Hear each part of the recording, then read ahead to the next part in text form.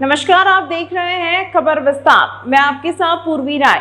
रीवा से एक बड़ी खबर सामने आ रही है, जहां नागरिक आपूर्ति निगम विभाग में एक बड़े घोटाले का पर्दाफाश हुआ है। विपक्ष ने सीधे प्रदेश के उप मुख्यमंत्री पर निशाना साधा है। कांग्रेस नेता विनोद शर्मा ने रीवा कमिश्नर को ज्ञापन पत्र सौंपा है। दोषियों पर कड़ी कार्रवाई की मांग की है। आपको बता दें, नागरिक आपूर्ति विभाग में 110 करोड़ रुपए के महा घोटाले का दावा किया है। उन्होंने बताया कि अपर कलेक्टर शैलेंद्र सिंह द्वारा गठित एक टीम की जांच में यह खुलासा हुआ है कि 24 अधिकारियों ने मिलकर रीवा की जनता के खाताने में यह बड़ी धांधली की है। विनोद शर्मा ने आरोप लगाया कि रीवा में ऐसा कोई विभाग नहीं बचा जिसे उप मुख्यमंत्री राजेंद्र शुक्ल ने दखल न दिया हो।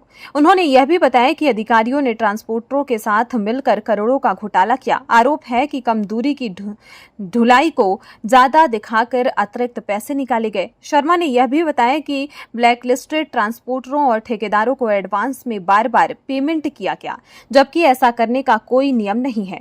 इस बड़े घोटाले के खुलासे के बाद रीवा में राजनीतिक सरगर्मी तेज हो गई है। इस पूरे मामले में प्रदेश कांग्रेस प्रवक्ता डॉक्टर विनोद शर्मा ने क्या कुछ कहा, आइए आपको सुनाते हैं। ये नान विभाग में एक ऐसा घोटाला रीवा में ऐसा लगने लगा है कि न यहाँ कोई कानून है और न यहाँ कोई नियम है।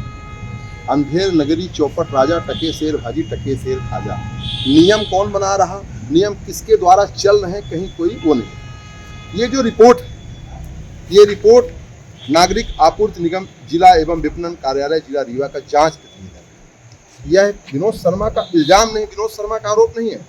इला तिवारी रीवा के अपर कलेक्टर थे, उनके नेतृत्व में 8 सदस्यीय टीम ने यह पूरी रिपोर्ट एक साल में बनाई। इला कलेक्टर का ट्रांसफर हो गया तो बाद में शैलेंद्र सिंह जी अपर कलेक्टर बने।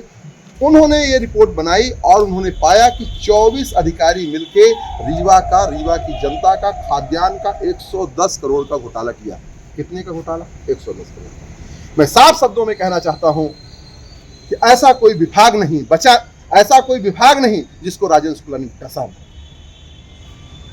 आप जहां देखो, जिधर देखो, राजेंद्र शुक्ला की छत्र छाया, और राजेंद्र शुक्ला की छत्र छाया, उनका ऊपर संरक्षण कलेक्टर के पास। ये रिपोर्ट कलेक्टर के पास है। आप जाइए, पूछिए कलेक्टर ने इसको इस रिपोर्ट में क्या किया। इन अधिकारी जो साफ साफ है कि बिना टेंडर के हो गए। आपको पता है इस रिपोर्ट में लिखा है रीवा से टीकमगढ़ की दूरी 100 किलोमीटर, फिर लिखा रीवा से टीकमगढ़ की दूरी 200 किलोमीटर, फिर लिखा रीवा से टीकमगढ़ की दूरी 300 किलोमीटर, 400, 500, 600, 700। जो मन में आए लिखे जा रहे हैं, जो मन में आए बोले जा रहे हैं, जो मन में आए किए जा रहे हैं। कितनी है किलोमीटर, एग्जैक्ट कितनी है? आप सब जानते हैं रीवा से टीकमगढ़ कितने किलोमीटर है, हमको बताने की जरूरत नहीं है। बात सिर्फ ये है कि भ्रष्टाचार कैसे है। यदि यहाँ से कलेक्ट्रेट की दूरी 500 मीटर है तो ये लोग लिख रहे हैं कि कमिश्नरी ऑफिस से 500 किलोमीटर, 50 किलोमीटर।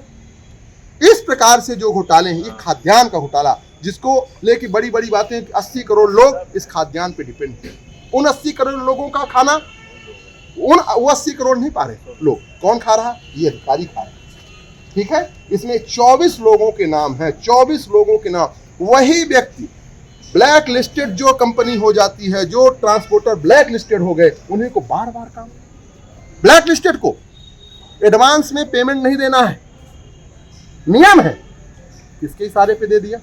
तो मैं तो यही कहता हूं कि रीवा में थोड़ी सी एक गिट्टी भी होती है, उसका क्रेडिट राजेंद्र शुक्ला लेते हैं। तो इन भ्रष्टाचारियों की क्रेडिट और इनका संरक्षण कौन ले? मैं नहीं मानता कि इसकी जिम्मेदारी मोहन यादव की, मैं नहीं मानता इसकी जिम्मेदारी शिवराज सिंह चौहान की है। मैं ये जानता हूं और मानता हूं कि इसकी जिम्मेदारी और इसका संरक्षण राजेंद्र शुक्ला के है। और राजेंद्र शुक्ला जी के यदि नहीं है तो अपना वो मुंह खोलें। 136 करोड़, 188 करोड़, आज ये तीसरा 110 करोड़, 42 करोड़ नगर निगम, स्वास्थ्य विभाग का घोटाला।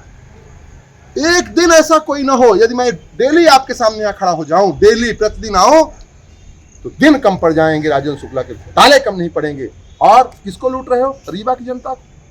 वो रीवा की जनता जो तुमको 5 बार से रीवा का विधायक बनाई, आज उप मुख्यमंत्री बना दी, अपने सर में बैठा दी। तो आज जिसने आपको सर में बैठाया उसको आप इस तरह से लूट रहे हो, इसका हिसाब रीवा की जनता लेगी। रीवा की जनता मूर्ख नहीं है। रीवा की जनता को पता नहीं था कि तुम इतने बड़े घोटालेबाज हो। और अब जब एक एक परत दर परत इनके घोटाले इनके सामने आने लगेंगे तो रीवा की जनता इनको जवाब अच्छे से देगी। मैं ये कहना चाहता हूँ, मैं अभी अपने संभागायुक्त को यह पूरा पत्र और पूरी जांच प्रतिवेदन दिया है। और मुझे पूरा भरोसा है जिस प्रकार से संभागायुक्त ईमानदार हैं और संभागायुक्त लगातार कार्यवाही भ्रष्टाचारियों के ऊपर कर रहे हैं, मुझे पूरा विश्वास है कि हमारे संभागायुक्त यदि इनका ट्रांसफर राजेंद्र शुक्ला नहीं कर दिया, मुझे ऐसा भी लगता है कि राजेंद्र शुक्ला की नजर पड़ जाएगी कि एक ईमानदार व्यक्ति यहाँ क्यों बैठ गया। राजेंद्र शुक्ला एक आदमी को ईमानदार रीवा में नहीं रखना चाहता। यदि ये कमिश्नर रह गए तो मैं आपसे वादा करता हूँ, आप देखना ये भ्रष्टाचारी भी जेल के सलाखों में होंगे और इनका निलंबन होगा। मैं यही कहना। खबरों में फिलहाल इतना ही। बने रहे खबर विस्तार के साथ।